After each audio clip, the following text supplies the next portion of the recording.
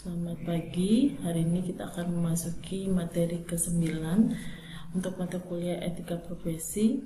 Materi yang dibahas hari ini adalah etika bisnis dan e-commerce. Etika merupakan cabang dari filosofi yang berkaitan dengan kebaikan atau rightness dan moralitas atau kesusilaan dari kelakuan manusia. Secara sederhana, etika bisnis ini dapat diartikan sebagai satu aturan main yang tidak mengikat karena bukan hukum, tetapi harus diingat dalam praktek bisnis sehari-hari. Etika bisnis ini menjadi batasan bagi aktivitas bisnis yang dijalankan. Etika bisnis sangat penting mengingat dunia usaha tidak lepas dari elemen-elemen lainnya. Keberadaan usaha pada hakikatnya adalah untuk memenuhi kebutuhan masyarakat. Bisnis tidak hanya mempunyai hubungan dengan orang-orang maupun badan hukum sebagai pemasok, pembeli, penyalur, pemakai, dan lain sebagainya. Etika ini berasal dari bahasa Yunani yaitu ethos yang artinya adalah moral atau moralitas. Moral atau moralitas ini diterapkan untuk menilai tentang baik atau buruk atau benar atau salahnya terhadap suatu perbuatan maupun tindakan yang dilakukan. Moral atau moralitas adalah nilai-nilai atau norma-norma yang dianut atau dipercaya keabsahannya di lingkungan masyarakat. Pemberlakuan moral atau moralitas dalam kehidupan akan menekankan kepada keadilan atau adanya keseimbangan antara hak dan kewajiban. Dalam bisnis e-commerce, supply chain management ini menjadi faktor yang sangat penting atau vital dalam operasional perusahaan, sehingga praktik bisnis etis dalam pembelian dan manajemen persediaan sangatlah penting. Organisasi terbaik dan sudah sukses mengakui bahwa mereka akan berhasil dalam jangka panjang jika bisa memuaskan seluruh kepentingan pemangku kepentingan seperti pelanggan, pemasok, karyawan, komunitas, lokal, investor, pemerintah, kepentingan umum, dan kelompok lingkungan seperti itu. Nah, etika bisnis ini merupakan aturan-aturan yang menegaskan suatu bisnis boleh bertindak dan tidak boleh bertindak, di mana aturan tersebut bersumber dari aturan tertulis maupun yang tidak tertulis. Etika bisnis merupakan kode etik perilaku pengusaha berdasarkan nilai-nilai moral dan norma yang dijadikan tuntunan dalam membuat keputusan bisnis.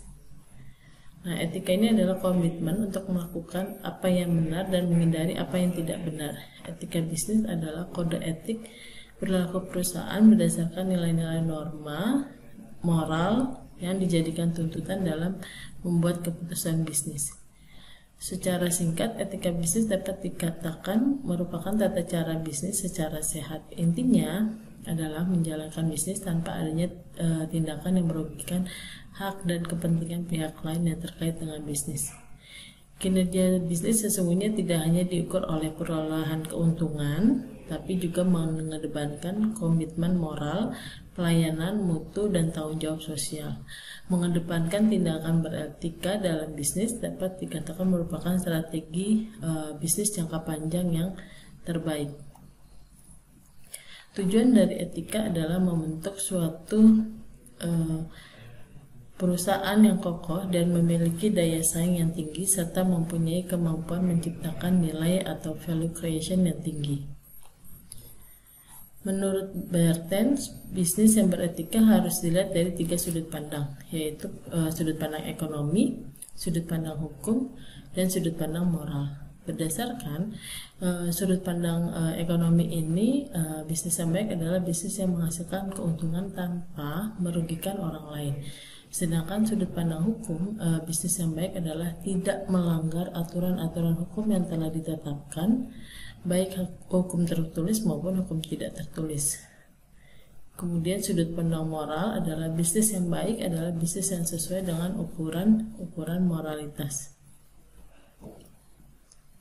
Peran etika ini dirangkum oleh Haurisa dan Praptiningsi, yaitu etika harus menjadi pedoman dalam kegiatan bermasyarakat dan menjadi pedoman bagi pebisnis, serta menjalankan mana tindakan yang benar, mana tindakan yang tepat, dan boleh dilakukan dalam bisnis yang diharapkan menguntungkan semua pihak yang terlibat. Etika berperan sebagai penghubung pelaku bisnis yang merefleksikan nilai atau etika bisnis yang diterapkan perusahaan untuk menjaga loyalitas konsumen. Yang selanjutnya adalah untuk membangun kultur bisnis yang sehat, maka pelaku bisnis harus merumuskan etika yang akan digunakan sebagai norma perilaku sebelum aturan hukum perilaku dibuat dan dilaksanakan, atau aturan norma etika tersebut diwujudkan dalam bentuk aturan hukum. Etika bisnis hanya bisa berperan dalam suatu komunitas moral, tidak merupakan komitmen individual saja, tapi tercantum dalam kerangka sosial. Prinsip-prinsip tersebut dapat menjadi indikator perusahaan yang melakukan usahanya sesuai etika bisnis. Ukuran moralitas dalam bisnis dapat digunakan untuk mengukur sudut pandang moral dan prinsip integritas moral. Yang pertama adalah hati nurani. Setiap keputusan yang diambil menurut hati nurani adalah baik. Orang yang mengambil keputusan dengan mengingkari hati nuraninya secara tidak langsung akan menghancurkan integritas pribadinya. Yang kedua adalah kaidah emas, hendaknya memperlakukan orang lain sebagaimana Anda sendiri ingin diperlakukan. Jadi kalau misalkan kita ingin diperlakukan baik, maka sebaiknya kita memperlakukan orang dengan baik. Begitupun juga jika seseorang tidak ingin mendapat perlakuan buruk, maka jangan sampai memperlakukan orang lain dengan buruk. Yang ketiga adalah penilaian umum, artinya perilaku bisnis yang oleh masyarakat umum dinilai baik, berarti bisnis tersebut etis. Akan tetapi jika masyarakat umum menilai bisnis tersebut tidak baik, berarti bisnis tersebut tidak etis. Kenapa etika diperlukan dalam menjalankan bisnis? Selain mempertaruhkan barang dan uang untuk tujuan keuntungan, bisnis juga mempertaruhkan nama baik, harga diri, bahkan nasib manusia yang terlibat di dalam bisnis tersebut. Jadi bisnis adalah bagian penting dalam masyarakat. Bisnis dilakukan antara manusia satu dengan manusia lain dan menyangkut hubungan tersebut. Sebagai manusia, bisnis juga membutuhkan etika yang setidaknya mampu memberikan pedoman bagi pihak-pihak yang melakukannya. Bisnis adalah kegiatan yang mengutamakan rasa saling percaya. Dengan adanya rasa saling percaya, maka suatu kegiatan bisnis ini akan berkembang dan berlangsung dengan baik karena memiliki relasi yang dapat dipercaya dan saling mempercayai. Sehingga etika dibutuhkan untuk semakin menumbuhkan dan memperkuat rasa saling percaya tersebut. Etika bisnis membangun citra bisnis sebagai profesi luhur. Ada beberapa prinsip yaitu prinsip otonomi, prinsip kejujuran, prinsip berbuat baik dan tidak berbuat jahat, prinsip keadilan, prinsip hormat pada diri sendiri. Di sini akan dijelaskan lebih jauh mengenai prinsip-prinsip yang sudah dijabarkan tadi. Yang pertama adalah prinsip otonomi. Jadi manusia ini dapat bertindak secara bebas berdasarkan kesadaran diri tentang apa yang baik untuk dilakukan, tetapi otonomi juga memerlukan adanya tanggung jawab. Kebebasan bertanggung jawab. Orang yang otonom adalah orang yang tidak saja sadar akan kewajibannya, tetapi juga mempertanggungjawabkan keputusan dan tindakannya, mampu bertanggung jawab atas keputusan diambil serta dampak dari keputusan tersebut. Prinsip kejujuran.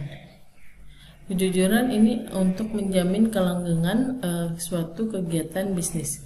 Karena bisnis tanpa kejujuran satu sama lain ini akan berakibat adanya rasa ketidakpercayaan.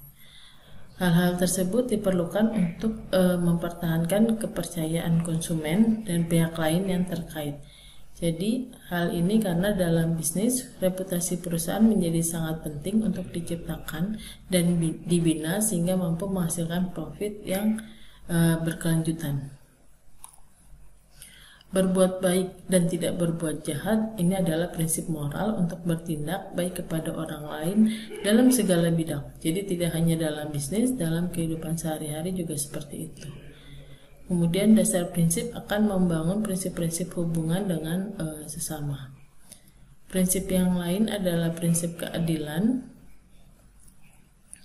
merupakan prinsip yang menuntut bahwa dalam hubungan bisnis seseorang memperlakukan orang lain sesuai haknya. Di dalam prinsip, keseimbangan antara hak dan kewajiban menjadi bagian terpenting dalam bisnis. Prinsip menghargai diri sendiri. Dalam melakukan hubungan bisnis, manusia ini memiliki kewajiban moral untuk memperlakukan dirinya sebagai pribadi yang memiliki nilai sama dengan pribadi lainnya.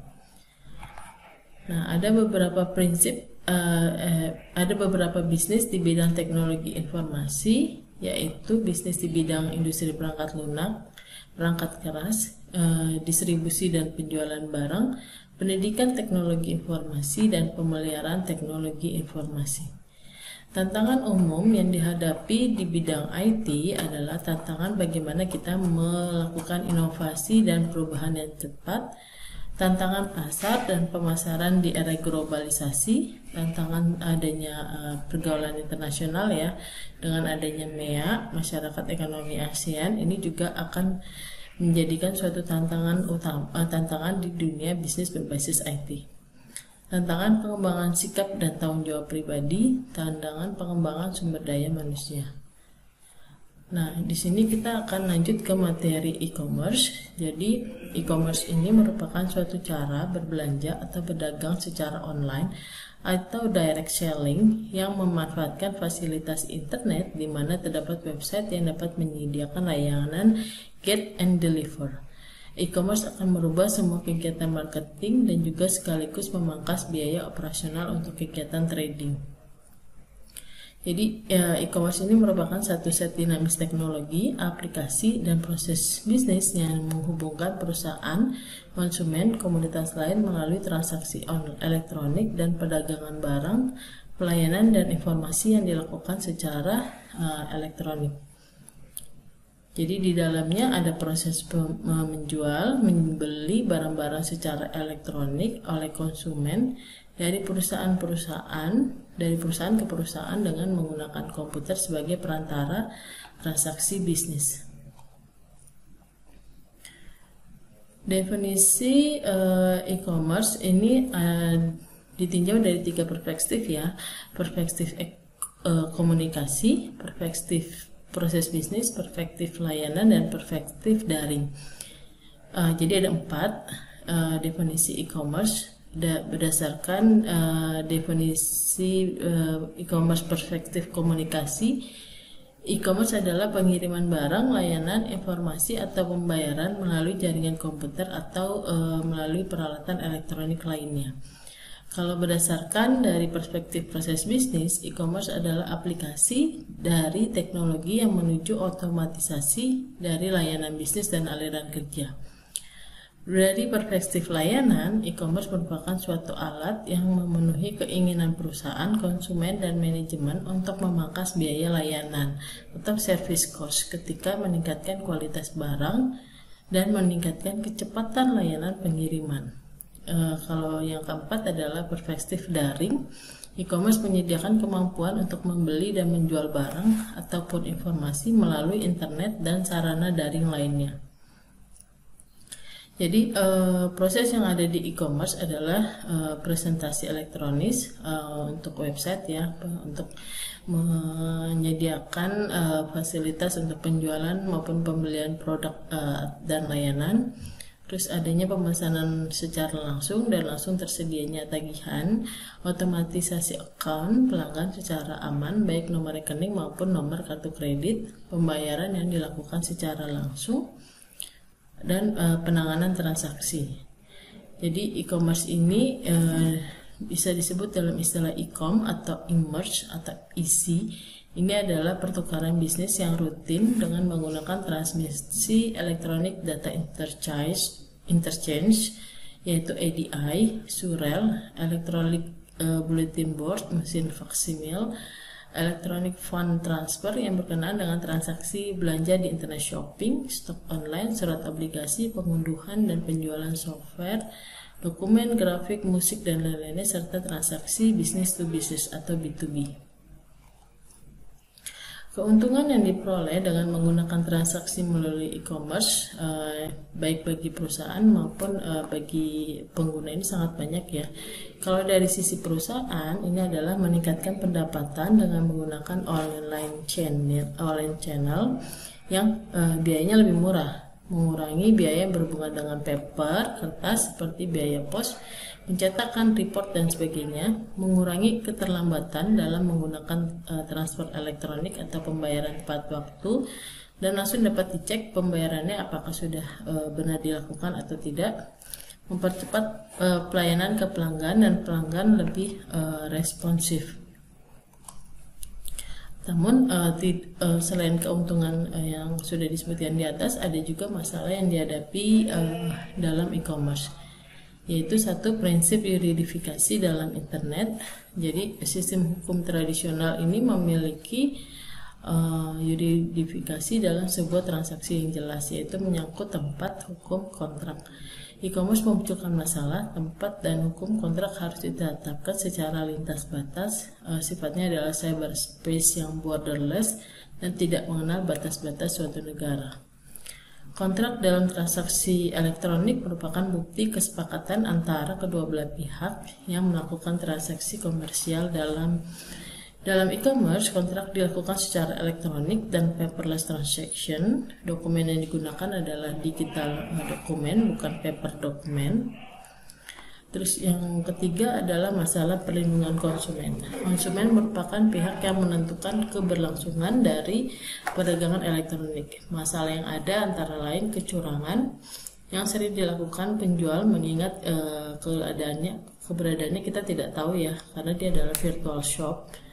Kemudian kondisi barang yang dibeli, barang yang dikirimkan dalam keadaan rusak atau tidak sesuai dengan ukuran yang sudah dideskripsikan oleh penjual, atau misalkan barangnya ternyata kualitasnya tidak baik atau KW gitu ya, adanya keterlambatan pengiriman, terus kemudian barang yang telah dibeli tapi tidak dikirimkan oleh penjualnya. Terus kemudian masalah selanjutnya adalah permasalahan pajak, muncul ketika dihadapkan pada batas negara. Masing-masing negara akan menemui kesulitan dalam menerapkan ketentuan pajak kepada pembeli, dan penjual sulit dilacak kebenarannya secara fisik.